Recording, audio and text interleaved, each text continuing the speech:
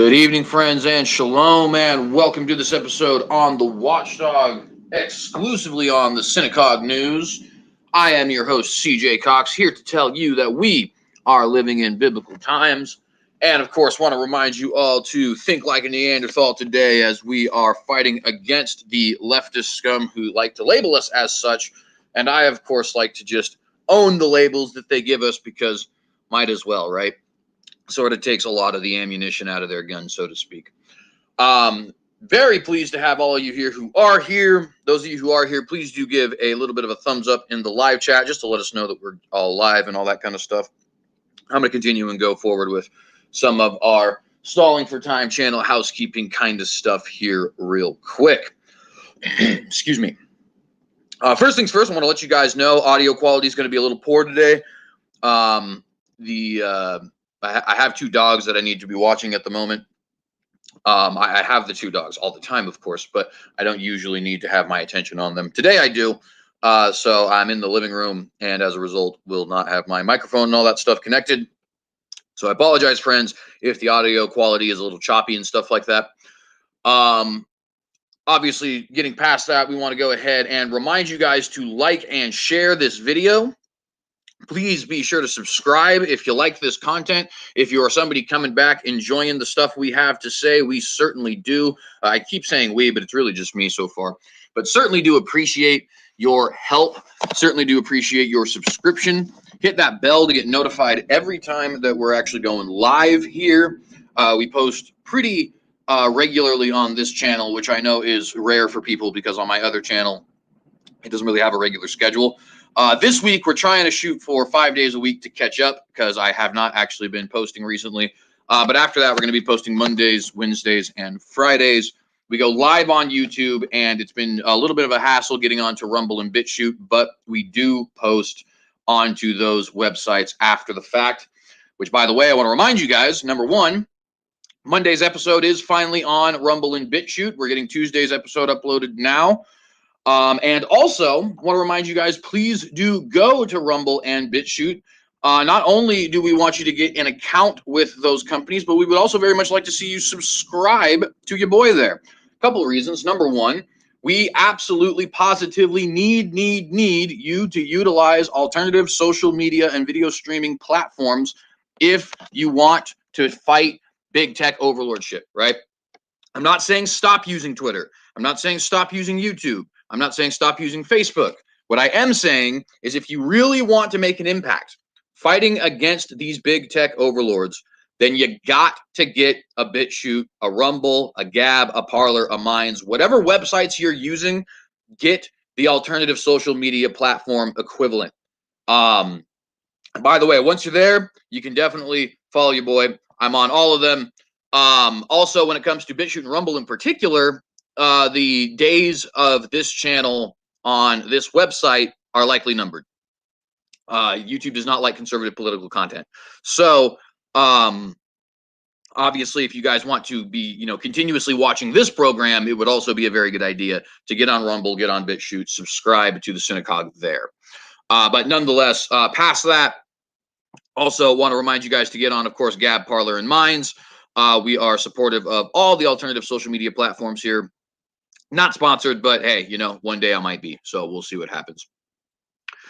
See, Cryptomaria was in the live chat earlier. Doesn't look like they won't. Doesn't look like you'll be here now. But nonetheless, shalom if you do come back and watch. Richard Neal, shalom. Thank you for being here.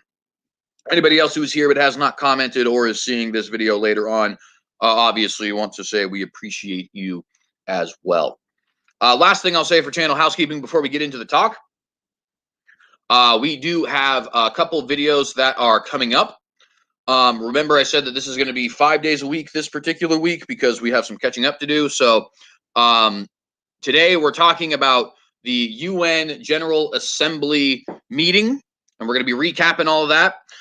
Tomorrow we're going to be talking about some up-to-date news, right? Like talking about the New York COVID restrictions and how they're replacing nurses with National Guard, the quasi-religious language that's coming out of the New York governor. Very awesome things in regards to some lawsuits against big-name porn companies A lot of interesting stuff to talk about. And then on Friday, we're going to be discussing Australia and the absolute hellhole that it has very quickly become as a result of the coronarchy. I see Brother Timothy is also here. Shalom, and thank you for being here as well. We're going to go ahead and have I guess it's not really skipping over the pre-article discussion per se. It's a very, very brief pre-article discussion for today, though, and I just simply want to mention this, and that is, I want you guys to pay attention to how many different things we're going to talk about today that you are not hearing on your big mainstream media sources. Because as you all know, we like to use mainstream media sources on this particular show, not because we distrust alternative media sources, but because if the mainstream sources are saying what we're saying, then it's definitely true. We all know the alternative sources are saying what we're saying, but the mainstream sources are even saying what we're saying, then it's definitely accurate. Why? Well, because we're calling out them. And if they're saying, no, yeah, we're definitely doing these things that you guys say we're doing, yeah, that's as good as getting a guilty plea in court, right? But there is still a lot of really big news companies, people like, for example, CNN, people like, for example, Fox News, people like, for example, the Daily Wire, people like, for example, MSNBC, I can go on, who are not actually addressing any of these really interesting things that happened at the UN General Assembly meeting that I will be talking about today. So I just want to remind you guys, before we get into this, think of how many different things you're hearing here.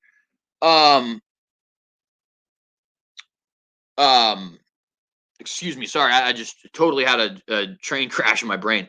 I want you guys to just take note of all the different things going on here that you haven't heard from anyone else. And I'm not saying that to toot my horn. I'm actually saying that to try and chastise the other news companies, right? Because there is a weird sort of stage in a news story's development, or its popularity, whatever you don't want to call it, where it's not quite alternative, underground, independent news. It's still in the mainstream. People are talking about it. It's known to be facts, and it's still somehow kept under wraps. You guys know what I mean? Like, it's mainstream, but it's secretly mainstream. It's like somebody walking outside with a sheet over them, but the sheet is tight enough that you can see their silhouette.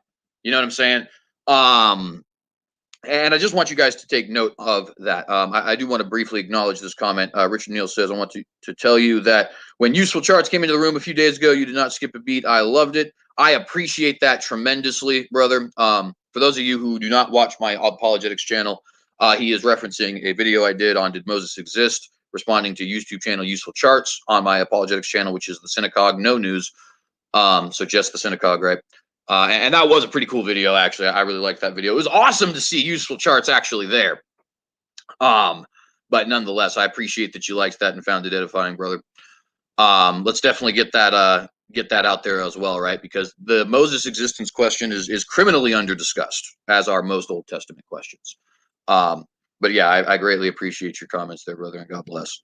We're going to go ahead and jump right into this. Now, I only have one banner for today, because everything that we're going to be talking about is basically kind of summed up in this one banner, which is that we are recapping the UNGA meeting 2021. Now, briefly for you guys, UNGA, UNGA, is an acronym standing for United Nations General Assembly. It's basically just the UN, as a whole, right? The entire body, not a specific council like the Security Council or the Council on Women's Rights. Not a specific like UNESCO or something like that that's trying to focus on cultural heritage.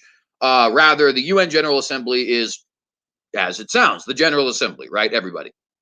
So we are going to be recapping the meeting that they had here, not just today, but over the last couple of weeks. I think it ended yesterday, actually. It might be ending tomorrow. I can't remember. But all the important stuff, most of the important stuff has already been said. And of course, anything that is important that we miss, we can obviously get tomorrow.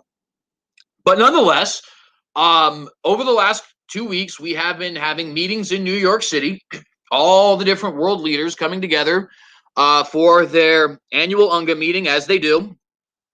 This one being a little bit more important than the rest for numerous reasons. The first one being that it's not simply an annual meeting, but it is actually a meeting that is coming after like a lot of so I don't know what the words are. It's not bicentennial, but once every 50 years. They're having a meeting that is happening for the first time in 50 years, and it's basically on nuclear proliferation, right? And trying to nuclearly disarm people. Unfortunately, we probably won't even be able to get too much to that aspect of it today because there's just so much to talk about. But that's one thing that made this incredibly big.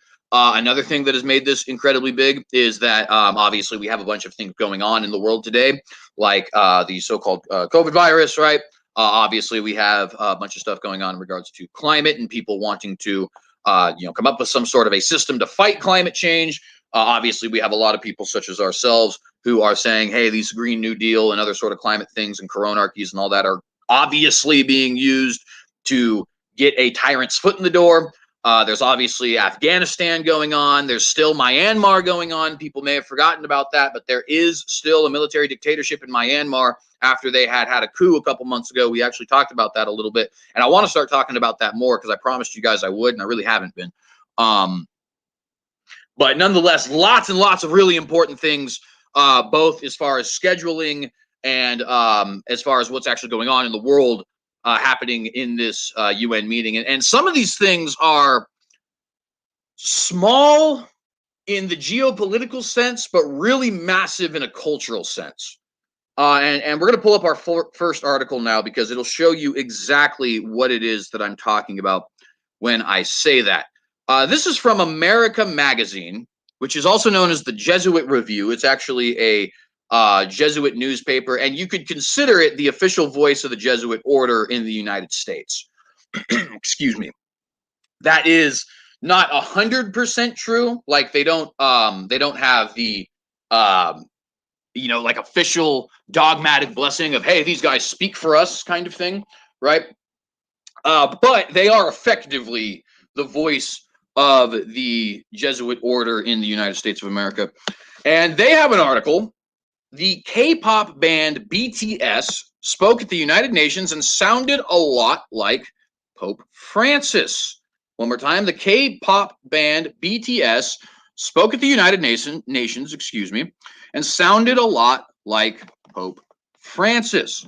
Now, right out the gate, before we actually continue on to the article, there is something that is incredibly important to note here, and that is that Westerners have this idea that it is only in the West that we have this sort of quasi-worship for our celebrity figures, particularly as it pertains to music. That is not true. It is all over the developed world where we have this quasi-relationship or quasi-worship kind of relationship, with our celebrities, and it has always been hyper-specific to music. I don't really know why. I have my philosophical theories as to why music seems to get people to be a little bit more willing to almost dedicate themselves to a certain celebrity. But that's not actually the point as far as what I'm talking about. The point as far as what I'm talking about is that the influence that progressivism has in popular culture is not an American thing. It's not even a North American thing. It's not even an English-speaking thing. It's not even a Western first world country thing. It is a thing that applies to all first world nations and many nations that would not consider themselves to be first world. And it is through these pop culture icons that we are actually seeing the, especially the youthful population of the world, being influenced, right? Think of the stories that you hear here in the States, right? Kanye West is converting to Christianity. Kim Kardashian's meeting with Donald Trump. Nicki Minaj has a problem with the vaccine. Brandy Love, a porn star, is showing up at TPUSA. What do they all have in common? They're big name celebrities who are involved in some sort of entertainment field. And for at least two of them, you notice that they're actually involved in the music industry. That, again, that's not unique to us, right? That's all across the world. It's in South Korea. It's in China. It's in the United Kingdom. It's in Australia. It's in Canada. It's in France. It's in Germany, so on and so forth, right? Popular culture is being utilized all across the world to push not just an agenda, but specifically a debaucherous progressive agenda, an agenda that's very pro-sex, an agenda that's very pro-party, an agenda that is very entitled, an agenda that essentially creates weak, sniveling, basically disgusting cockroaches of men. And I don't say that to insult these men. I say that to say that they are no longer men, unfortunately. They have had their testosterone ripped from them by a combination of themselves and society. And, of course, debaucherous and incredibly evil women. We live in a society that really wants weak men and manipulative evil women. And how do they accomplish that? Usually by pushing forward an agenda through music, through popular culture. And it's not unique to us. Anyways, the other thing to note here, of course, is who are they sounding like? Are they sounding like somebody like President Biden? Are they sounding like somebody like, I don't know, like a crazy person like the Taliban? Maybe somebody who we know that the left is really fond of, but they won't tell us, and he is crazy, like Xi Jinping. No, none of them. Who do they sound like? Pope Francis, actually. But what have I been telling you guys constantly, all the time here on the Watchdog? These guys are pushing forward an agenda. By these guys, I mean the general we, right, or the general these, right? So combination of the media figures, globalist figures, left and right in a lot of instances. They are pushing forward an agenda that comes from the Vatican, friends. This is not conspiratorial. It is just simply the facts, okay? The Vatican has an agenda. It is an agenda of global unity, of an international UN body for religions, of nuclear disarmament, and of the Pope being the head of all of it. And all these other nations, all these other political parties, all these other pop music groups are pushing forward that agenda openly, and the media admits it. You see it here in the Jesuit Review. Let's go ahead and get into the article. On Monday, international Korean pop sensation BTS debuted their new video, Permission to Dance, in which they dance through the chambers of the United Nations while advising their billions of fans to just keep the right vibe and not to worry, because when we fall, we know how to land, and some other vague, stupid lyrics, because nobody knows how to write music anymore. The release got a lot of attention, not only because this is what happens when your fandom refers to itself as an army, which does not, stands for Adorable Representative MC for Youth. Absolutely stupid. And yes, you're right that it should be ARMC. What can I tell you, pop star fans? Do not follow Strunk and White. That's the article writer, not me. But anyways, back to the article again. But because the group released the video from the floor of the United Nations at the end of a talk they gave to the General Assembly. Yes, the General Assembly wanted these pop stars to come talk to them. Why do you think that is? Maybe it's because these people realize that popular culture is how you influence the youth. But anyways. Yes, you read that right.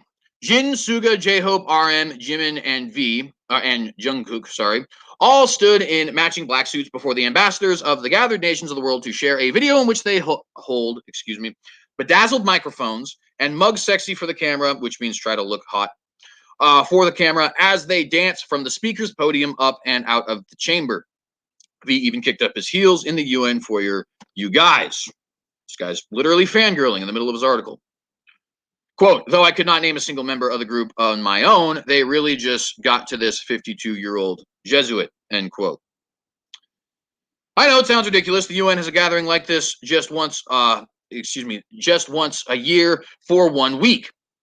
We remain deep in a pandemic that has crippled the world for 18 months and is currently devastating some countries worse than ever. We have an escalating climate crisis to deal with and 1,000 other things. And of course, this is all the article speaking. Remember, this is official Jesuit newspaper. So of course, they're going to be talking about how terrible all of the different things that the left wants to push on us are. Hang on, I phrased that incorrectly. How terrible the things like climate change and COVID are so that they can push this leftist agenda on us is what I meant to communicate. But anyways, UN General Secretary Antonio Guterres, himself also a Catholic and a Jesuit, by the way, said to the gathered group today that the world confronts, quote, the greatest cascade of crises in our lifetime, end quote. Definitely not alarmist language there. But sure, let's give 10 minutes to 7 Korean 20-somethings who want us to believe that they're still teenagers and shot this dope video on one of the world's most important sites. Here's the thing, though. As the 7 young men stood before the gathered assembly wearing suits that somehow made them look like they had just raided their dad's closet, gesturing toward collages, of fan-made messages that were way too small for anyone to see. They actually had something to say. And though I could not name a single member of the group on my own, someone on staff actually had to point out to me that V is the one who always puts a V over his eye. This really got to this 52-year-old Jesuit. Much like Greta Thunberg 3 years ago and Malala Yousafzai, in 2013, the members of BTS used the opportunity of standing before the gathering of world leaders to speak articulately about what it is like to be a young person today, because apparently they know. They, with their millions upon millions of dollars, understand what it's like to be a regular young person in 2021. That makes perfect sense. We all have a whole bunch of cameras following us everywhere we go. We all have flocks and flocks and flocks of horny preteen girls trying to chase us down. We're all partying every day. We're all rich and famous. Yes, definitely ask these guys what it's like to be a youth in the normal 21st century world. Makes perfect sense. But anyways, they talked about feeling bewildered and troubled in the past 2 years, relayed the sadness so many of their fans have felt at having important events in their lives canceled, and described their own encroaching sense of dread. I'm going to ignore the quote because it'll come up later in the article. I shudder to think about mourning for the earth, said J-Hope, otherwise known as Young Hoseok. I don't know if I said that right, but if I didn't, I think it might be Jung Hoseok. I don't think they actually do the whole "yeah" thing. But anyways, I don't have any idea who the main members of this band are. I just know that they're popular. But confronted with these immense challenges, the members of BTS pushed the gathered assembly not to give up. I hope we don't just consider the future as grim darkness, V, otherwise known as Kim Tae-young, said. Speaking of his own generation, he went on, quote, "We have people that are concerned for the world and search for the answers. There are still many pages left in the story about us, and we shouldn't talk like the ending's already been written," end quote. Unlike the typical American celebrity presentation, which was identical to this, but for some reason this article writer wants to make it look different, there was nothing performative about these young men's delivery. Right. That's why they turned it into a music video. If anything, they seemed very much like the young fans who adore them, vulnerable, earnest, and so affecting that the UN staff doing simultaneous translation themselves started to get worked up as they translated. Sorry. Responding to the idea that some of them are referring to their generations as the COVID lost generation, RM, whose real name is Kim Namjoon, replied, quote, "I think it's a stretch to say that they're lost just because the paths they tread can't be seen by grown-up eyes," end quote, which is obviously a really stupid thing to say. A more appropriate name suggested Jin, whose real name is Kim Seokjin. I don't know if I said that one right, but nonetheless, was, quote, "the welcome generation." Instead of fearing change, the generation says welcome and keeps forging ahead. Absolutely ridiculous. If we believe in possibilities and hope, even when the unexpected happens, we will not lose our way, but discover new ones, end quote. If it is not clear already, I am old, so old that when I hear the term boy band, I instinctively want to sing Backstreet's Back, and like many of my generations, I am very worried for the future of the next generation and also overwhelmed by the horrors of the present. I want us to fight climate change as hard as we possibly can. But first, I want everyone, to be able to walk into stores without worrying about the possibility that doing so might kill them. And also, it would be nice if our leaders could be trusted to not foment violence or tyranny. When it comes to global crises, it is proving difficult for my ever-softening brain tissue to walk and chew gum at the same time. In the face of it all, there is a quiet kind of despair that creeps in. Not the "we're doomed" of crazy people shouting on street corners, but a shrugging "I give up, what's on Netflix." Listening to BTS, I am reminded that reminded that there is a whole other way of viewing the future, one that despite all facts to the contrary remains hopeful precisely because of the amazing people it will have in it. People like my nephews, nieces, and yours too. The future may in some ways be a catastrophe, just as the present is, just as the past has been.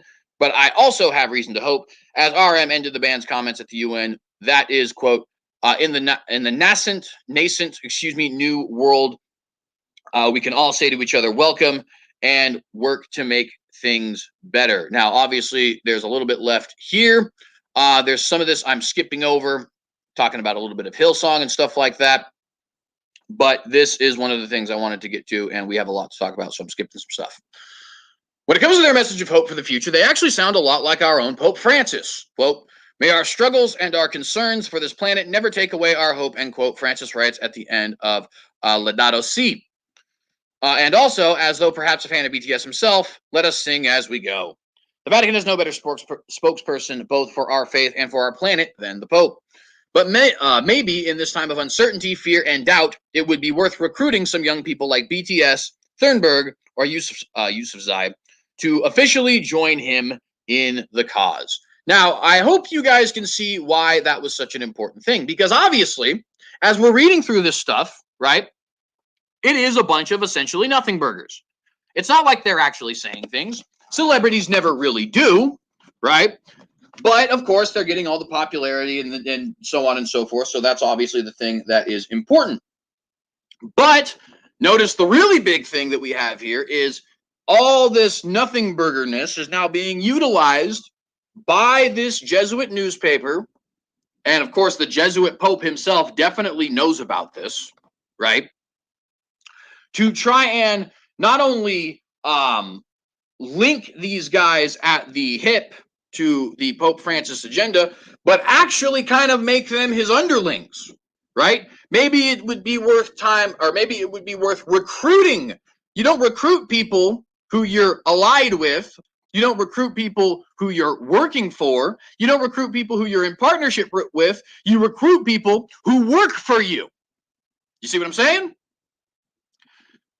So in other words, what you see from this article, the reason I wanted to read this is because you have the Jesuit wing of the news here in America explicitly stating to you guys, hey, you know what would be really nice if we started making different famous pop stars and kids underlings of the Roman Catholic Church. Because after all, we're all speaking about hope, and we all want to fight climate change and COVID and all this other stupid stuff, right?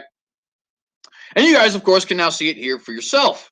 I'm going to go ahead and drop the article here in the live chat before we move on to the next one.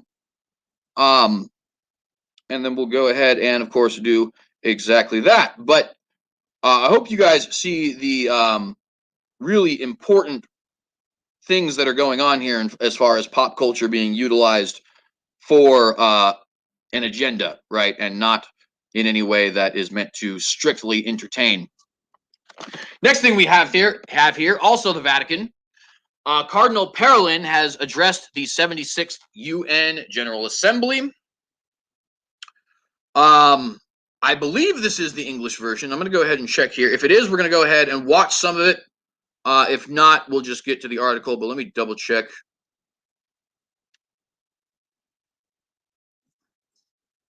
Yeah.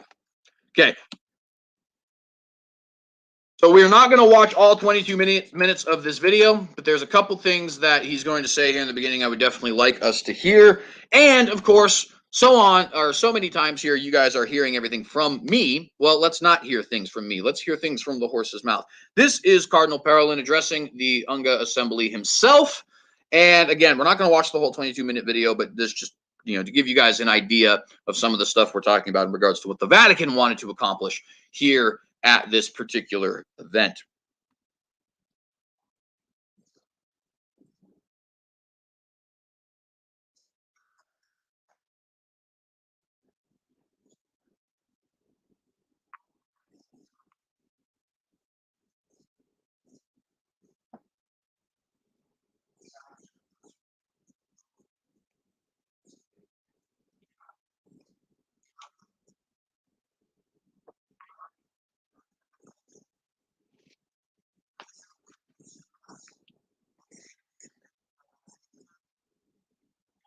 Now, it is important to note already, a lot of the stuff he's saying is super vague, right? Like, oh, well, we want to fight wars. Okay, well, nobody likes wars, right? What exactly do you mean by that? Do you want to address the Palestinian-Israeli conflict, for example? Are you trying to address what's going on in Myanmar, for example? Are you trying to address what seems to be residual effects of the fight between Armenia and Azerbaijan, for example? Are you wanting to address the fact that it looks like Greece and Turkey might be fighting soon, for example? You know what I mean? Like so on and so forth. You're not actually telling us anything. But he is actually telling us a couple of things. And it's in some of the vagaries that he drops. For example, he says marginalization and inequality. Where do you hear those terms here in the West, right? Well, obviously, those are leftist terms utilized to try and push forward a Marxist agenda. Remember, this man is speaking for Pope Francis, sending Pope Francis his greetings to the UN. Pope Francis is an open and admitted adherent to social liberation and the social gospel, which is socialism mixed with Catholic teaching. Okay.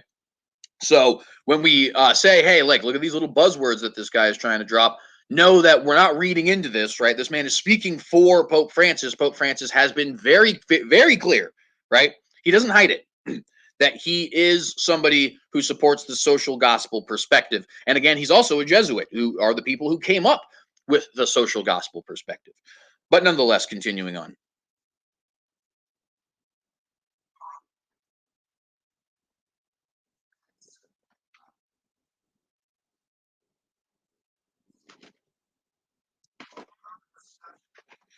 Oh, okay. Hang on, guys. I am just receiving.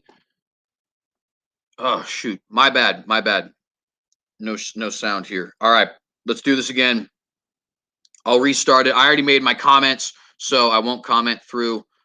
My apologies, guys. I'm glad that you guys actually are in the live chat, because otherwise I would have had this whole video playing and never actually shown that. Let me know if you guys can hear it now. Mr. President, I am pleased to extend to you and all of the representatives of nations the warm greetings of Pope Francis.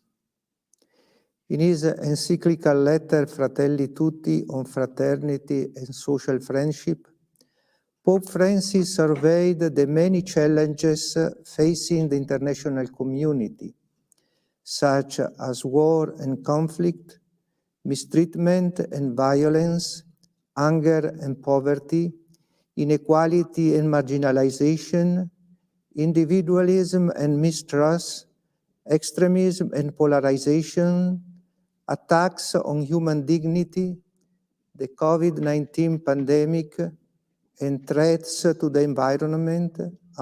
All right, so first off, thank you guys for confirming you can hear. Second off, once again, through all the vagaries, he does drop some things that are important, right? Well, the COVID-19 pandemic, that's something we want to address. Well, we don't really like polarization. That's something we want to address. Well, we're not a big fan of climate change, right? You see, so it's like we got all these vagaries, like, hey, we don't really like hunger and being poor sucks. But then we have him drop little specific things like, hey, this is something we don't really like. And we can actually do something with those particular terms because we know what they mean, right? We know what the social gospel is. We know what globalism is. We know what the climate agenda is. And, you know, we can definitely do something with that. Among other dark clouds. To confront such difficulties effectively, we must approach them with renewed hope, based on the abundant seeds of goodness in our human family, like those heroically sown in response to the medical, social, economic, and spiritual dimensions of the pandemic. Such actions reveal, he indicated, that the medicine the world needs is not isolation and withdrawal into one's own interest, but rather fraternal closeness and hope grounded in the reserves of goodness present in human hearts. Okay, so it is important for us to note that while we certainly agree that we don't want to be isolated, and we certainly agree that we want to have people hopeful and fraternal and being in communion with each other, both in the literal sense of the word, meaning we are just being in community, and in the sense that we are all actually in communion with Christ. However, ask yourself this: is he talking about isolation of individual human beings, or is he talking about isolation of nations and states? Okay, is he talking about fraternity between me and you, or is he talking about fraternity between the global governments of the world? He's at the United Nations General Assembly, so I think you can take a wild guess and you might be right. The theme of this general debate, Building Resilience Through Hope, focuses our attention on the crucial importance of hope in human affairs. Hope is different from optimism, which is an expectation that things will turn out well, or the idea that somehow history will inevitably develop on an upward trajectory. Instead, we know that our achievements are not unassailable. The maintenance of peace, the protection and promotion of human rights, the advance of integral human development, the care for our common home should never be taken for granted, but must be sought and secured by every generation. Okay. What was one of the things he drops in there? He drops the protection of the planet, or however exactly he worded. I think he said preservation of the planet, but regardless, right? And again, it's a bunch of vagaries. It's a bunch of things that don't really mean anything. He's just saying stuff that sounds pretty, but in the middle of those vagaries, he drops something that does mean something. Hey, we do want to make sure we're fighting climate change, don't we? Right? And that the whole speech continues on for the next 22 minutes, essentially with that. But obviously, we're going to go ahead and read the article now. But I wanted you guys to hear this this agenda we're getting from the Vatican, because obviously, you know, it's hard for us to piece together all of it, right? And obviously, part of the reason we're going to be reading the article is because it's just jumping in and out of the video as far as like what it's quoting, so it gets us a better idea. But from the horse's mouth, you can hear that we have, hey, you know, I mean, being hungry sucks and war is super bad and all this other kind of stuff. Also COVID. And, you know, we want to just make sure that we're all being hopeful and everybody's just not being against hope. And, hey, let's fight climate. You know what I mean? Like, and it's a common tactic you see with politicians. But the point of the matter is really looking at how focused they are on the global issues like COVID, like climate, the things that will allow them to actually take some kind of global control. The UN is holding the 76th General Assembly this week. Of course, it's already over at this point. With heads of state and government convening in New York to discuss the overarching theme, quote, building resilience through hope, end quote. The Vatican, which enjoys permanent observer status at the UN, has participated in the event through representatives and video messages for various events. Cardinal Pietro Parolin, the Vatican Secretary of State, yes, the Vatican is a country, so they have a Secretary of State, sent participants Pope Francis's greetings in a video message that was released on Sunday morning. Hope is active. The Cardinal opened his video message with a reflection on the difference between hope and optimism. Optimism, he noted, is only a passive expectation that things will get better, while hope requires us to make an active response to resolve the many problems facing the world. I don't know where he gets those definitions, but nonetheless, let's continue. Quote, hope keeps us motivated when problems and disagreements seem unsolvable. It facilitates forgiveness, conscious that through reconciliation there can be a better future, end quote. Cardinal Parolin then touched on the ongoing COVID-19 pandemic and the need to emerge with a renewed sense of fraternal solidarity. Hey, you know, CJ, I think you're being kind of a conspiracy theorist and reading in too much to his words about fraternal solidarity. Well, according to Vatican News, right, the official state-run newspaper, this state employee, because he's the Secretary of State, right, it is a nation, was there trying to renew the healthcare system or speak for a renewed healthcare system when he was talking about a renewed sense of fraternal solidarity. They say it themselves. We don't have to be in the business of conspiracy theories, friends. We just have to take them at their word. The pandemic has shown that nations need to review their healthcare systems, which have left many without sufficient care and many in poorer nations without access to life-saving vaccines. Life-saving, right. Quote, even today, many have no access to testing, basic care, or vaccines, or even to the energy infrastructure that would make such care possible, end quote. The Vatican Secretary of State also said the world has lost 5 years of progress on the UN's 17 Sustainable Development Goals to be met by 2030 due to coronavirus, which of course doesn't make any sense that 1 year of pause could somehow end 5 years of progress. That's just simply not how math works. But hey, why let some good mathematics get in the way of your agenda? He called on world leaders to rethink economic systems that exploit people and the environment in the name of profit. He's talking about capitalism. I'm not saying that that's what capitalism does, but that is what he's talking about. You guys already know this, of course, because you're used to these talking points coming from leftists here in the States. A topic the upcoming COP26 climate summit in Glasgow, Scotland will seek to address. Yes, there's a climate summit that is coming up in Glasgow soon. I don't know the exact dates, but Lord willing, we will be covering that when it happens. But notice, right, Vatican News translating through all the vagaries for us is saying, hey, what he wants is a revamped healthcare system. What he wants is a revamped, non-capitalistic economic system. What he wants is a sense of fraternal solidarity between nations to fight these things. And of course, we have the bringing up not only in his own speech, but right here of climate, which is another thing that is very big in the Vatican agenda, right? So these are the kinds of things that they're pushing for. And this is obviously the kind of thing the rest of the world is adopting as well. Cardinal Parolin said, it's far past time to act to save the earth.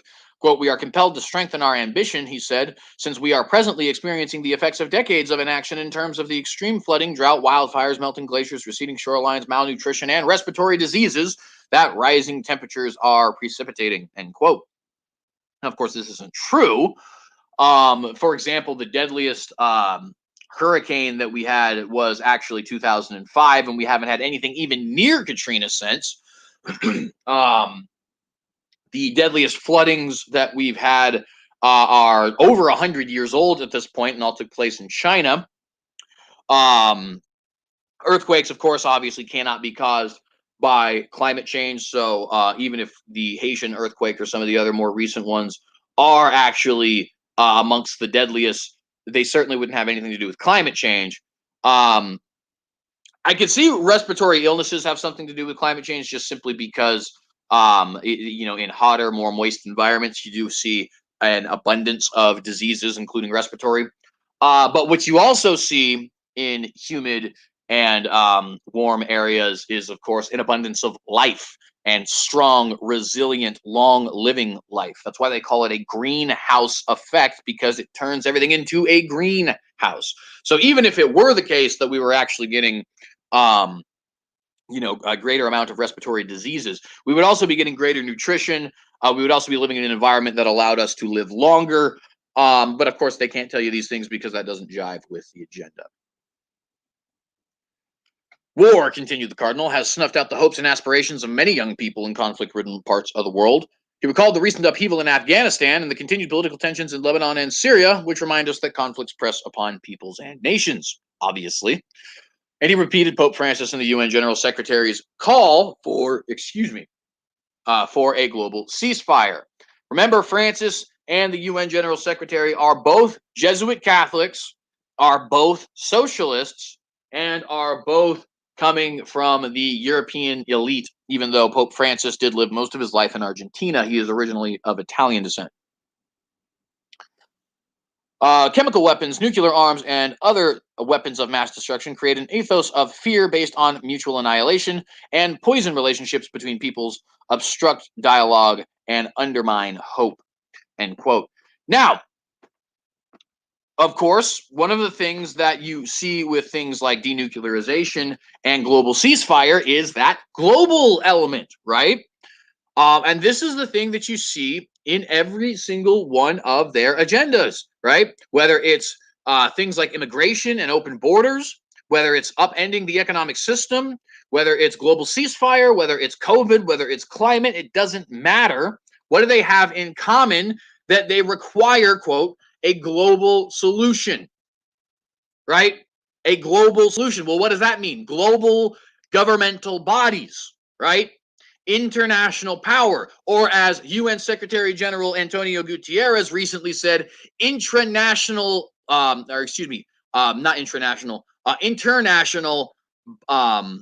what is the word? Multilateralism with teeth. That is his quote. International multilateralism with teeth. Ladies and gentlemen, teeth kill, maim, bite, destroy, rip. That's what they do. Okay? Why do they want to focus on global issues? For the same reason that Antonio Gutierrez wants multilateralism with teeth, because it increases power. Because if you have people who need a global solution, quote, then they're going to rely on global international organizations, right? Global governmental authorities. And those authorities, in order to try and achieve their goals, will need teeth. And they've already said that. You don't have to get this from me. You can get it directly from them. Moving on. So-called new right. Oh, come on. There we go. The Pope added, Cardinal Parolin, considers one of the root causes of war and conflict to be the crisis of human relationships, which is the result of ways of life dominated by selfishness and a throwaway culture. He said people are mistreated, exploited, ignored, or killed as a result of selfishness and disregard to human dignity, which of course is true. These include refugees and migrants, elderly people, and innocent unborn children, as well as religious believers who endure harassment or worse on account of their faith. Now, don't let Pope Francis deceive you. He himself has contributed actively to these people being harassed on account of their faith. If you don't believe me, go ahead and read the Sino-Vatican Provisional Agreement from 2018. Not the actual agreement itself, because we don't have the agreement, but the news surrounding the agreement, including but not limited to Pope Francis's own letter to Chinese Catholics in September of 2018, where he essentially said, hey, we admire you guys for being persecuted for your faith. Expect more, because we just sold you out. But thank you. And by the way, you can go ahead and check out Brother Nicholas Whitmer's channel. There is an episode of our Rabbit Hole of Rabbit Holes series that we did there, where we talked about this, and we literally read the entire letter, okay, word for word. So you don't have to take our word for it. Brother Nicholas, I can't see the live chat right now, but if you are in the live chat, please do drop that video if you can. If not, certainly okay. Cardinal Parolin also spoke against the imposition of novel interpretations of existing human rights separated from their underlying universal values. In many cases, new rights not only contradict the values they are supposed to support, but are imposed despite the absence of any objective foundation or international consensus. Notice he says objective foundation or international consensus. Which one do you think we're actually going to get? Anyways, back to the quote. The Holy See believes that while depriving human rights for their original universal dimension, these new partial interpretations sadly become the ideological benchmark of spurious progress and another ground for polarization and division, end quote. He doesn't specify what exactly he means, but there is that. He said resilience must be built through fraternity, hope, and consensus in international bodies while defending human rights and fundamental freedoms, including the right to life, conscience, and religion. We already brought up how the Vatican has actively been against people's freedom of religion. Well, what about right to life? All right. Well, obviously, the Jesuit order has been pushing for liberalization of abortion policies throughout the world. Pope Francis himself has said it's murder and also has said we need to stop focusing on it. So he talks out of both ends of his mouth. The magazine we were just reading, America Magazine, is very, very pro-abortion. And of course, the current president of the United States, who is a Catholic, is pro-abortion, as is the current Speaker of the House, who is also Catholic, as is the current UN General Secretary, who is also Catholic. So when he says, hey, we need to fight for the right to life, you can put that in the same category as when he says we need to fight for the right to religion, which is, excuse my French, but utter dog shit. Just 1 second. Speaking of dogs, I got to let mine out.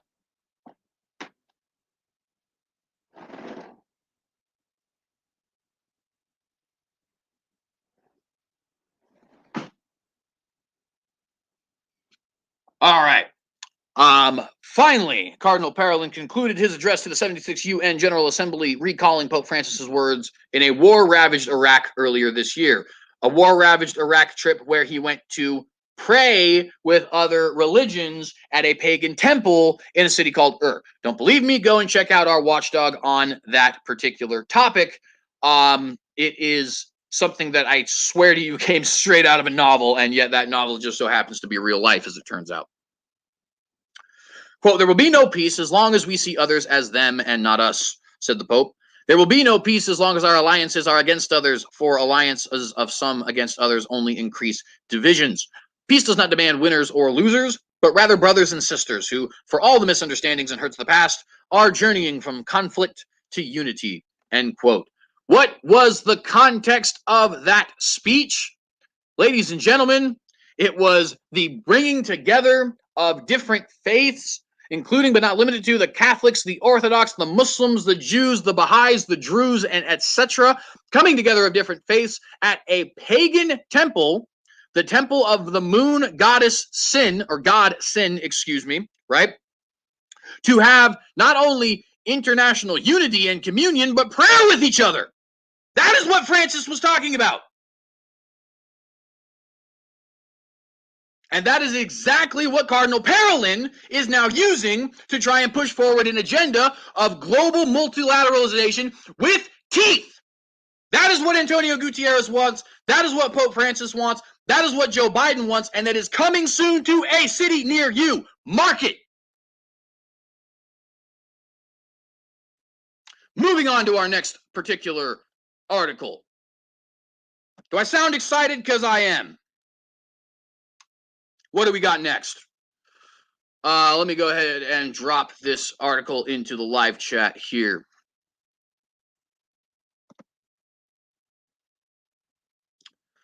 By the way, Ira Gershwin, thank you very much for being here.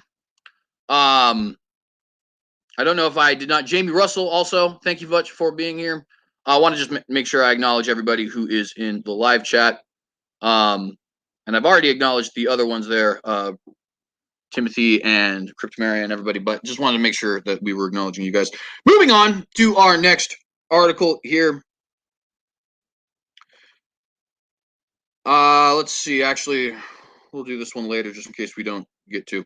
The most important UN speeches this year. FP columnists and contributors break down the good, the bad, and the ugly from the 76th UN General Assembly. And this was published on the 28th, which was yesterday. Hey, look, it's our lovely president. Anyways, the 76th session of the United Nations General Assembly, with high-level meetings wrapping up in New York this week, was dominated by the major crises facing our world today: climate change, COVID-19, and conflict, which is very big. The first two aren't, of course, but conflict is. World leaders came together, some in person and some virtually, to deliver speeches in which they explained their country's plans to tackle these crises and aired their political grievances. The result was a mix of bold declarations and petty squabbling, calls for unity and calls for condemnation. Skipping ahead of that article here, Biden tries to reassure allies with rhetoric. Let me go ahead and zoom in because I don't know how well you guys can see this at the moment. There we go. All right. Declaring the world to be at an inflection point in history during his first speech to the United Nations General Assembly, U.S. President Joe Biden laid out an ambitious global agenda. He urged nations to join forces in tackling the challenges that, quote, hold the keys to our collective future, ending this pandemic, addressing the climate crisis, managing the shifts of global power dynamics, shaping the rules of the world on vital issues like trade, cyber, and emerging technologies, and facing the threat of terrorism as it stands today, end quote. Now, obviously, there are little things that go in and out, like he brings up terrorism, whereas Pope Francis didn't seem to. He brings up emerging technologies, whereas that wasn't something that the K-pop band was interested in, right? So they have their little unique things, right? But notice, of course, they also have the things that we keep stressing and talking about here, which it's great that they keep repeating it because, you know, nobody can sit here and say, hey, you guys are just being conspiracy theorists when they're literally saying it over and over and over and over and over and over and over and over and over again. So, like, for example, right here, we see just here in this quote, he says that we want the nations to join forces to tackle the challenges that, excuse me, hold the keys to our collective future. What is he talking about? The pandemic and climate crises, or the climate crisis, rather. So-called, of course. I don't really think that it exists, but nonetheless, shifts in global power dynamics and rules of the world on vital issues like trade, right? Are you smelling the globalist coffee? At this point, it's being poured down your throat, so I really hope you are.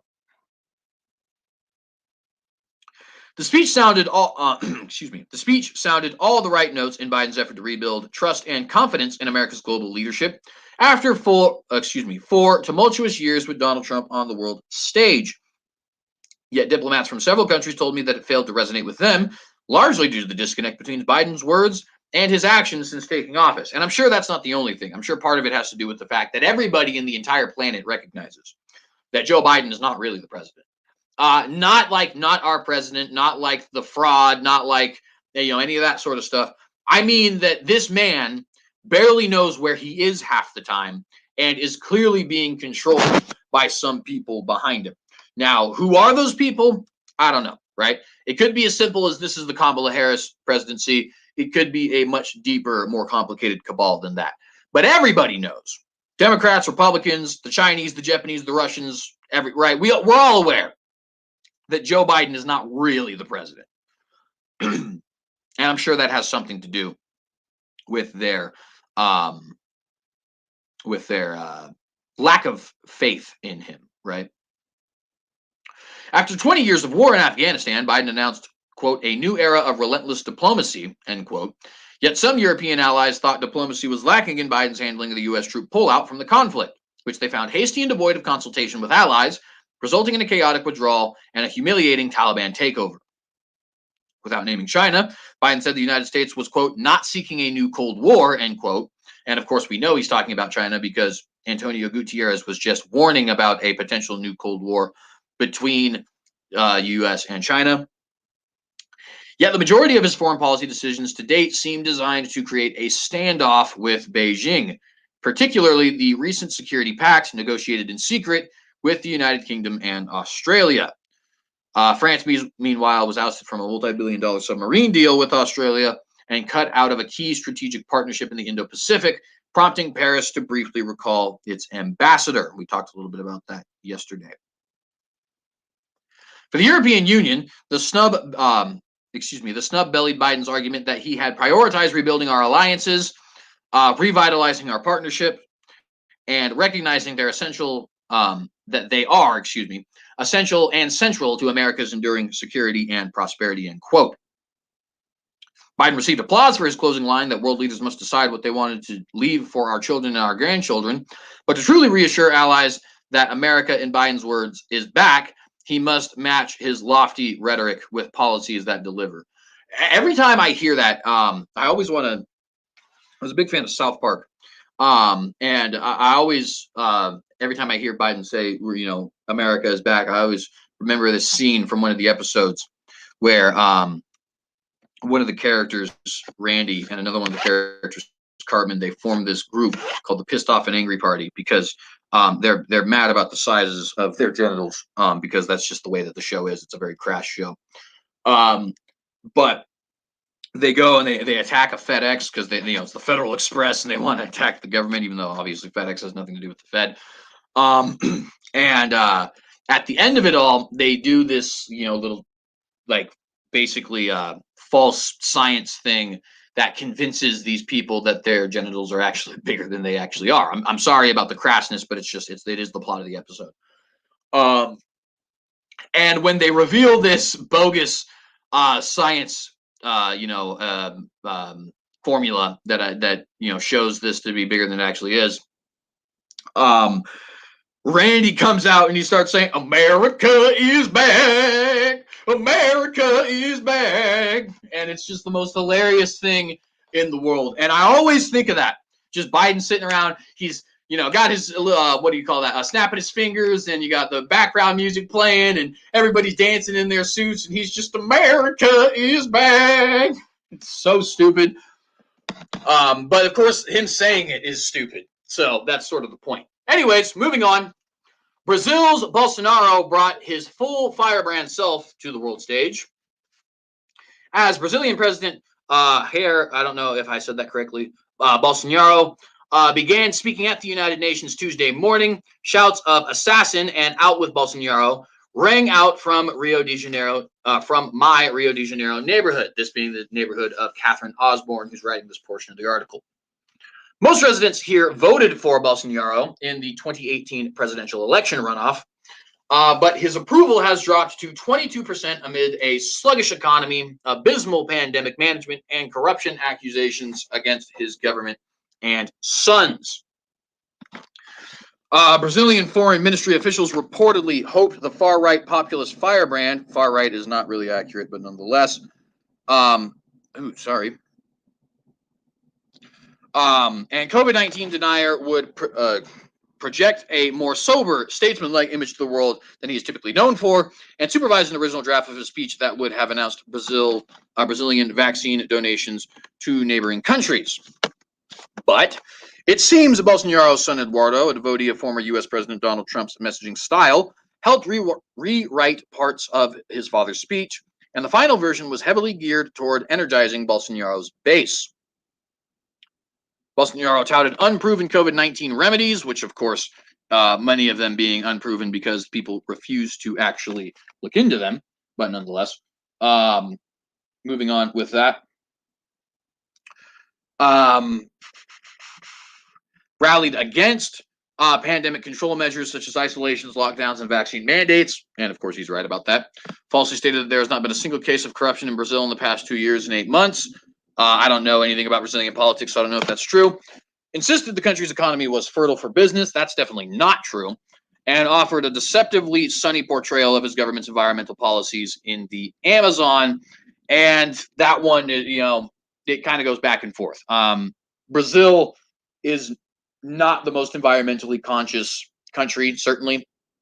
And absolutely, even though environmentalism has been hijacked by the left, there is a level of conservative environmentalism that we should absolutely adopt, such as not wanting to just cut down entire forests, right? Obviously, that doesn't even work for our timber industry. So even if we want to just think of that from a greedy perspective, it's still not something we should do. The Brazilian government is not known for even that level of environmentalism. But also, of course, with the environmental topic does come all the climate, crazies. And, so therefore, a lot of the stuff that is being said about President Bolsonaro does actually have a lot of rhetoric and agenda behind it. And of course, you've already seen that with some of the stuff they're talking about in regards to the pandemic. But obviously, I'm referring to specifically the environmental policies. At any rate, in an attempt to appease countries and business leaders, pressuring him to do more to fight deforestation, Bolsonaro cited Brazilian government findings that the rate of Amazon deforestation was lower in August this year than in August 2020. But environmental analysis said federal plans suggest no pathway to a sustained, significant drop in Amazon deforestation under Bolsonaro's leadership, which clocked an average of 4,050 square miles of annual forest loss in the first 2 years of his term, versus 2,594 square miles annually in the 5 years before he took office. Following the UN address, pro-Bolsonaro social media channels pushed out praiseful claims that the president has defended Brazilian freedom, along with memes vilifying the mainstream media and doctored videos of Bolsonaro being embraced by crowds in New York. He's very much like the Brazilian Trump in a lot of ways. And a lot of Trumpy figures actually have become popular recently. Boris Johnson in the UK. Obviously, there's Prime Minister Modi. I can't remember his first name, but in India. The President Duterte in the Philippines. That dude's just outright evil, though. Of course, a lot of these guys are. But, the point just being that, he's also adopted a very Trumpian style of rhetoric. And so on and so forth. But anyways. Since January, the Biden administration has engaged in energetic but low-profile diplomacy with Bolsonaro, with at least two big aims: reducing deforestation and barring Chinese tech firm Huawei, or however you say that, Huawei, whatever, from building Brazil's 5G mobile network. Because, of course, he would want somebody to do that who is more associated with the West, right? But at any rate, so far, Brasilia has made no public commitments about bans related to its upcoming 5G contracting process. a process Bolsonaro mentioned in his UN address, saying it would officially begin in the next few days. Bolsonaro by no means demonstrated the statesman-like turn that his foreign ministry had designed. But in between the COVID-19 misinformation, quote-unquote misinformation, his comments on the Amazon and 5G are a reminder of why Brazil still matters to Washington, Beijing, and those concerned about climate change. Notice that they are associating 5G with climate change. You should definitely note that and keep it in the back of your head for safekeeping. As for Bolsonaro's goal of projecting confidence to investors, they by now have learned to look past his words to the limping pace of his economic reform agenda. China's Xi made a surprising climate announcement. Chinese President Xi Jinping hasn't left his nation's borders since the pandemic began, and he wasn't going to make an exception for the United Nations. It's not clear whether it's fear of the disease or worries about political rivals at home that has kept Xi, once a regular traveler, confined, but even by video link, he still managed to make a stir at this year's General Assembly. Most of his speech was boilerplate Chinese rhetoric, but one commitment stood out: no new construction of overseas coal plants. That's a big deal. China is the largest financier of coal projects in the world, although that's just 13% of total global investment, the rest of which is mostly private. Chinese politics is very much a game of follow the leader at the moment, and it would be politically toxic for any domestic institution, public or private, to finance coal overseas right now. That may change in the scope, if the scope of the new rules becomes clearer. And it's significant that Beijing, which has become increasingly resistant to any form of outside pressure, felt it needed to make this move in advance of November's major UN climate conference, COP26, in Glasgow. There have been regular complaints about China's role in financing dirty energy abroad, especially when such deals are lumped in with the Belt and Road Initiative. If China worries about the reputational damage on this issue, that bodes well for climate change efforts. But there are still some caveats. First, Xi's wording wasn't clear on whether existing projects, which include that about 40 gigawatts of coal-fueled energy across 20 countries, would be allowed to continue, or whether those deals would be shut off. I'd bet on the first, given the potential damage of breaking off existing investments in developing countries. And while leadership abroad is good, home is where China's climate impact really matters. China is already the world's largest emitter of carbon dioxide in the second biggest historical emitter, though it's far below many others per capita. According to the Chinese government's current 5-year plan, the country's coal power isn't set to peak until 2025 and emissions in 2030. Environmental regulations have been tightened in this year, but with grim times ahead for the Chinese economy, they may end up being weakened, especially at the local level, to try to boost GDP figures or alleviate growing power shortages. That's a recurring pattern in Chinese environmental controls. When the economy falters, green limits get scrapped and the smog comes back. And of course, this is something that is not boding well for the economy. And of course, the Chinese government recognizes that when something here is not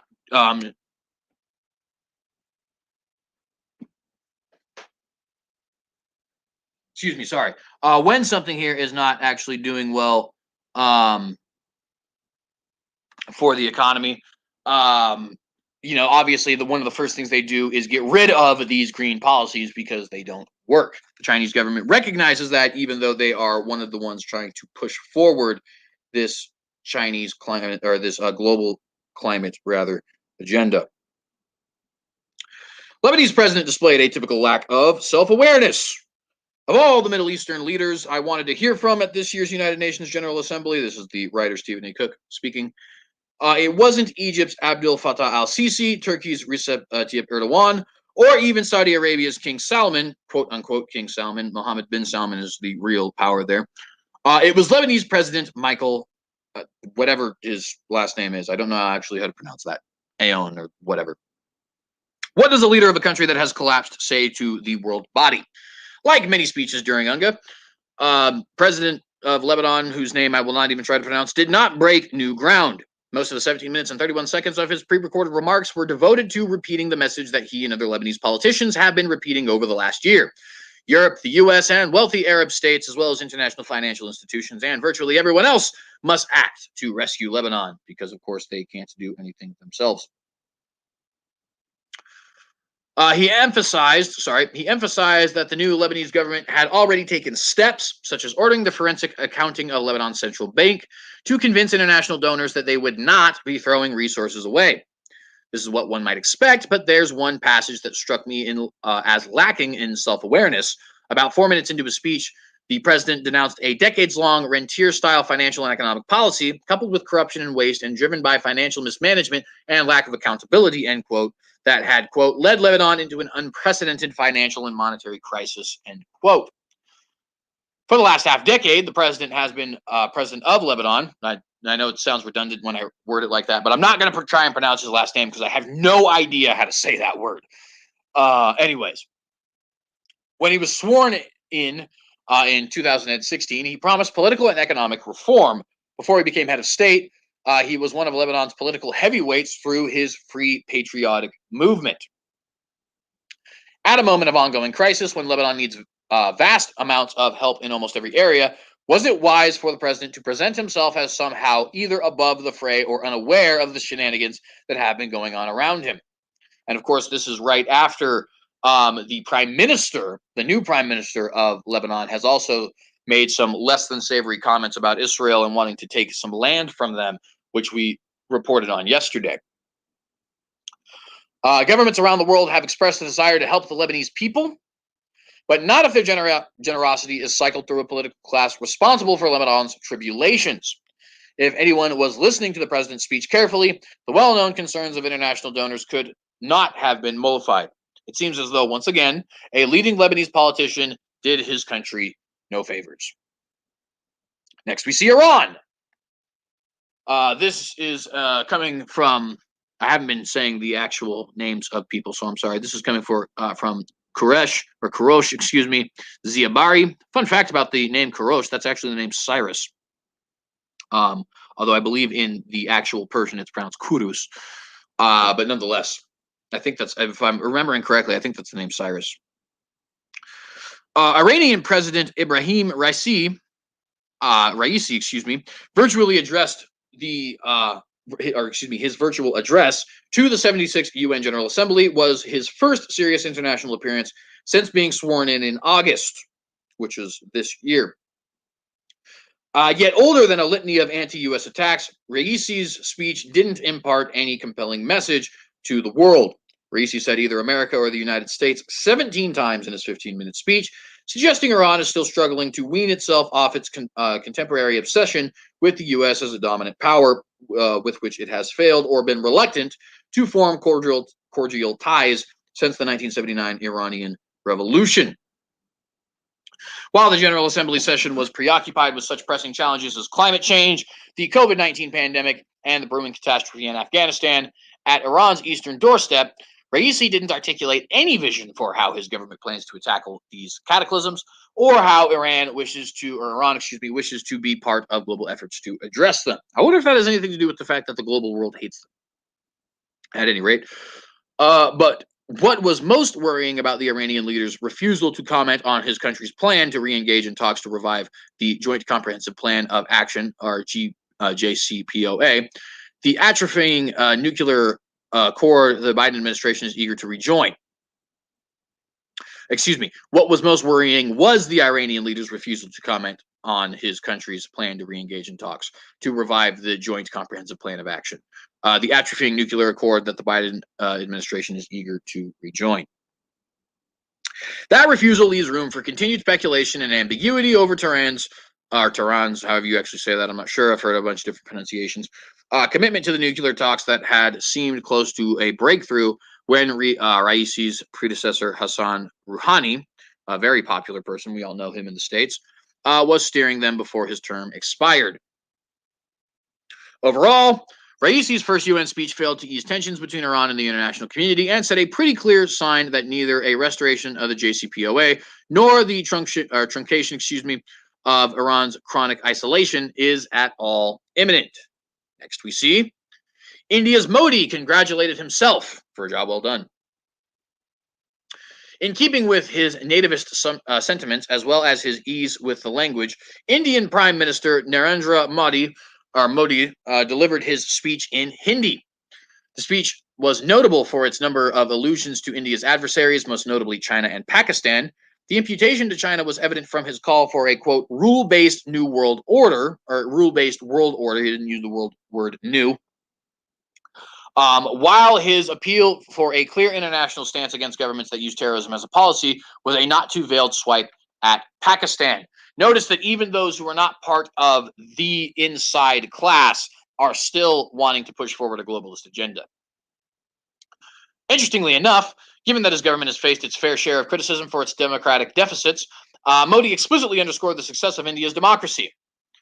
And in an unusually self-referential move, he alluded to his own rise from modest origins to the premiership of India as emblematic of that success. Curiously absent from his speech was India's customary demand for the expansion of the United Nations Security Council to include a seat for India. He did, however, emphasize the UN's need to remain effective as an organization, citing the challenges that the climate crisis, the COVID-19 pandemic, and the global terrorism pose for humanity's future. There's those references to multilateralism with teeth. Again, it's not the exact words he's using, but it is basically what he's hinting at. In that context, Modi faulted two UN organs, the World Health Organization for its failure to trace the origins of COVID-19, and the World Bank for the recently revealed flaws in its ease of doing business rankings. The former was also an indirect jab at China for its refusal to let the WHO conduct a full, unfettered investigation of the initial COVID-19 outbreak in Wuhan, China, which is something, by the way, that the WHO has been totally fine with, it seems. Final striking feature of Modi's speech was his overly self-congratulatory view of his stewardship of India during his term in office. Citing a range of achievements extending from greater access to healthcare to the expansion of banking for the poor, Modi claimed India was now on the path to rapid development. And at a time when India is far from out of the woods as far as the COVID-19 pandemic goes, he touted India's willingness and ability to provide vaccines to countries in need. Which obviously I have a whole bunch of questions about the whole COVID thing, but anybody who has ever studied Russian history will quickly be able to note one does not, absolutely does not, right? Oh shoot, sorry, I just lost my train of thought because I was reading a comment here. Honesty Angel made. Shalom, by the way, Honesty Angel. Thank you for being here. Shoot. Lost my train of thought here. Yeah, sorry. One does not send products one needs to foreign nations when its own population, when one's own population could be utilizing them. But I want to go ahead and read this quote really quick because I didn't actually hear about this, but this is actually pretty important.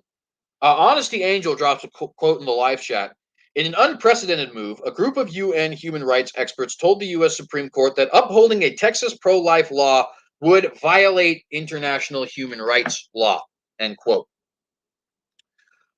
So it is possible that we could be seeing certain states in the country being labeled places that are violating human rights.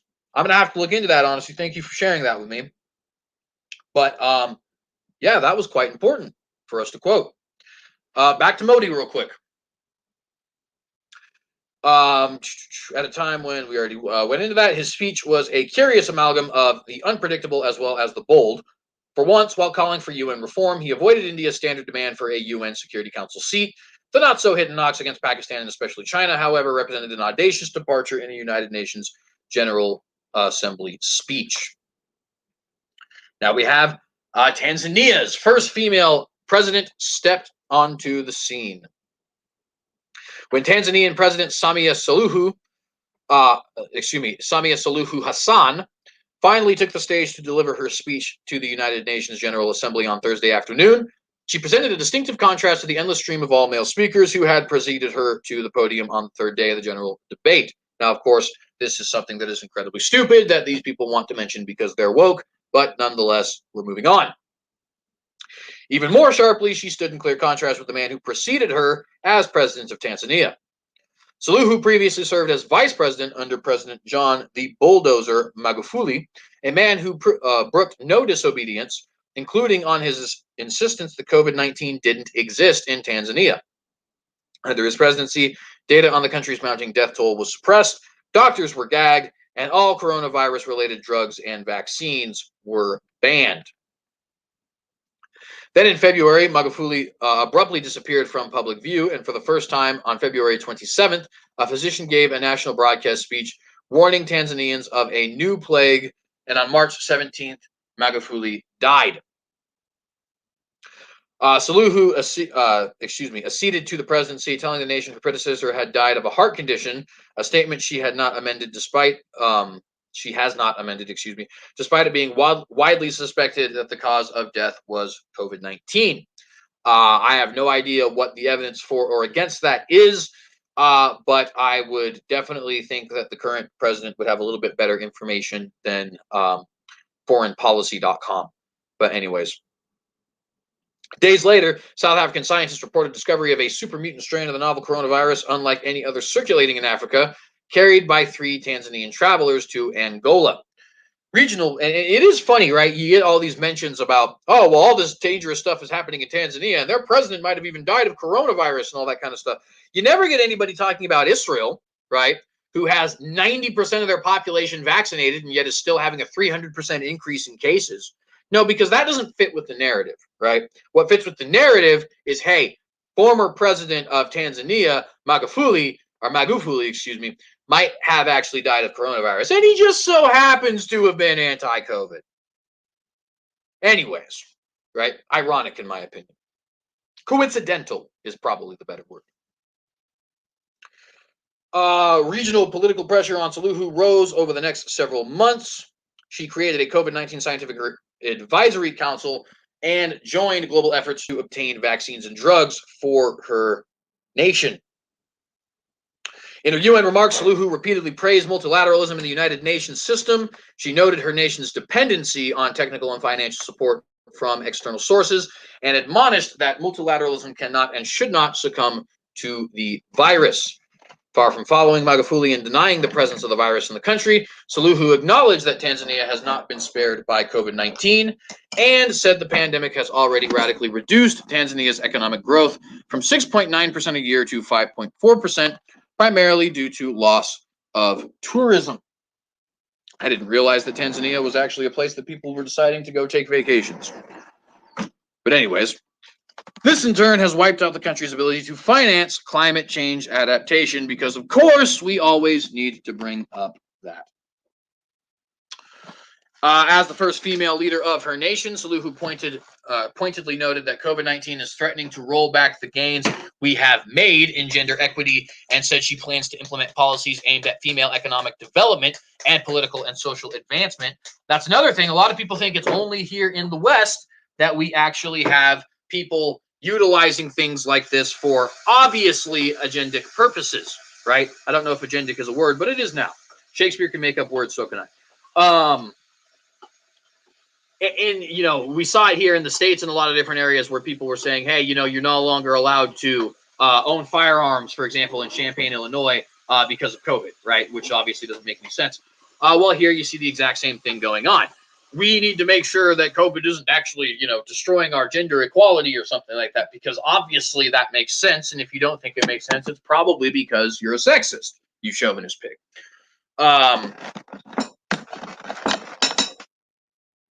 Richard Neal says they have a wonderful SeaWorld there. Oh, that's funny. Talking about vacations to Tanzania. But yeah, you know, this is common all throughout the world. Obviously, Tanzania isn't even a first world Western country.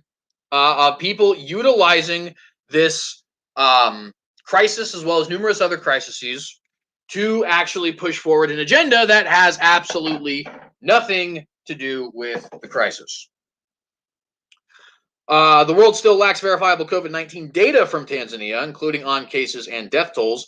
But Suluhu started vaccination efforts in July, and with her UN speech, she joined the majority of her African peers in strongly denouncing the inequalities in global vaccine distribution, with nearly 245 million doses distributed as of earlier this month to poorer nations through the UN's COVAX mechanism, and 81% of all doses having been administered to the wealthiest nations.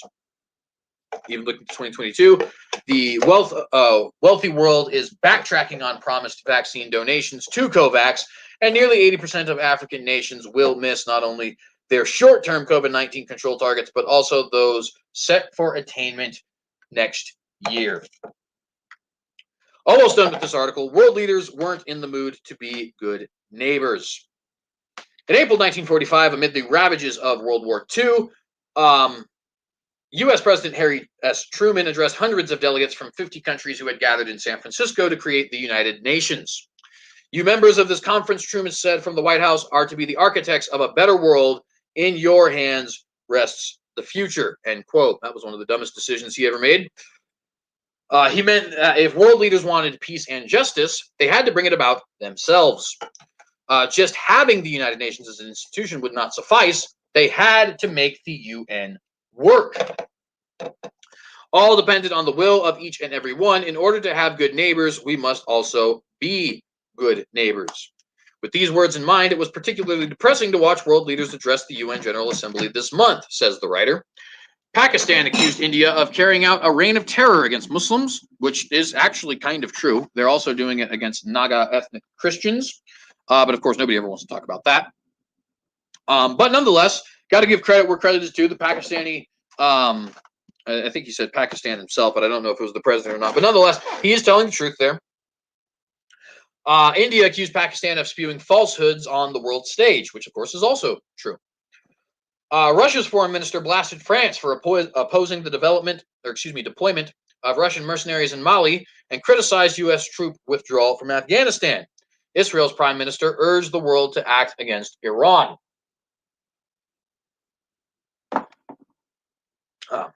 Gotta love coffee in the morning. UK Prime Minister Boris Johnson, the only one showing some humor, saying he had seriously contemplated changing his name to Boreas Johnson in honor of the North Wind. That's funny. That could save his country from an energy crisis. Used his entire speech as a marketed pitch for the upcoming UN climate conference in Glasgow, Scotland. Yeah, fun fact. You guys think Boris Johnson is on your side over in the UK? He's definitely not. And that sucks because there's Watchdogs from a couple years ago, 2019, when he first actually got put into office, of me saying, hey, I'm actually really looking forward to the Boris Johnson premiership. And that turned out to be a big nothing burger. So, life sucks and we move on. UN General Secretary Antonio Guterres, meanwhile, had to do his own ritual dance, warning that on climate change and other major global problems, it is 5 minutes to midnight. Quote, our world has never been more threatened or more divided, end quote. But of course, he added that he still has hope. And of course, that isn't true as far as our world being more threatened, but nonetheless, that is certainly what he thinks.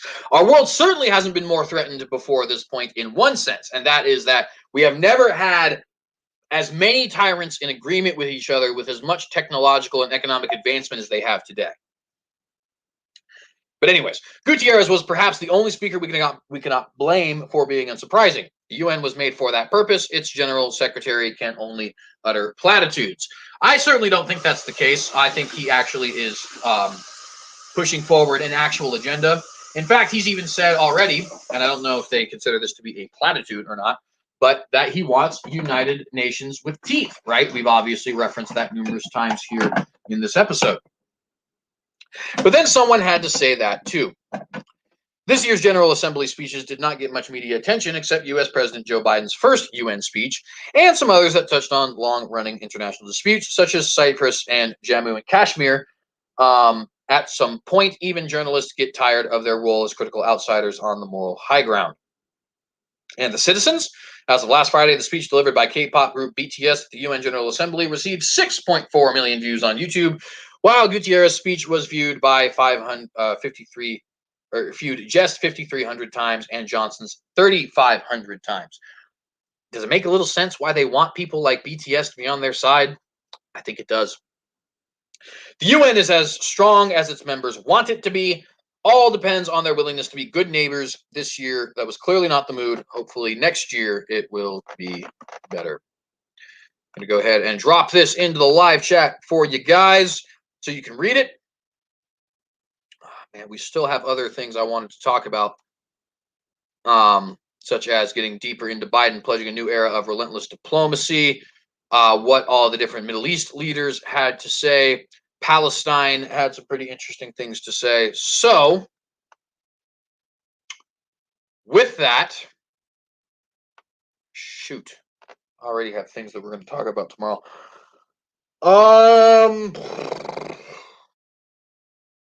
We'll find something. We'll find something. I'll find a way to make sure we're maybe tomorrow. Maybe we'll do a long 2-hour episode tomorrow or something. I don't know. We'll figure it out, but we don't actually have time to continue on anymore. So we're going to have to end this episode for today. So those of you who are here, thank you very much for being here. I appreciate you watching this video. Those of you who watch the majority of the video, that is the number one thing you can do for the algorithm. So I certainly do appreciate you there. If you are here, please do like and share this video. Get it out to all the different social media platforms which you frequent.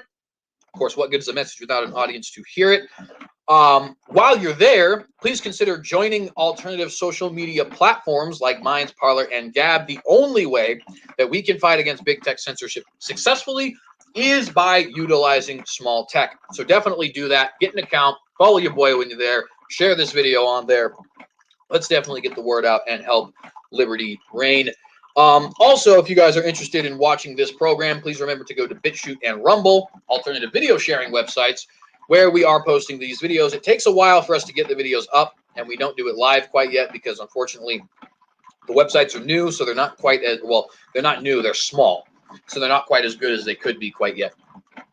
But nonetheless, our days on YouTube are definitely going to be limited. So we are on BitChute, we are on Rumble. Please consider subscribing there and getting an account there as well, obviously, so that you can make sure you are keeping up to date with us, even if and when we are kicked off. I want to remind you guys that watching the majority of this is the best thing you can do for the algorithm. I think I already said that. And keeping us in your prayers is the best thing you can do, period.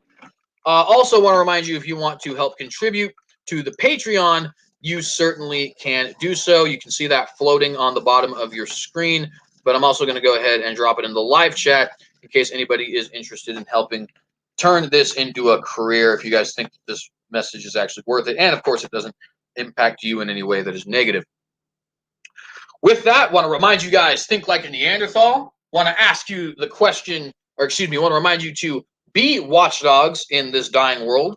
And I want to ask you the question that is this. In the face of Armageddon, which we clearly are in, will you be one to compromise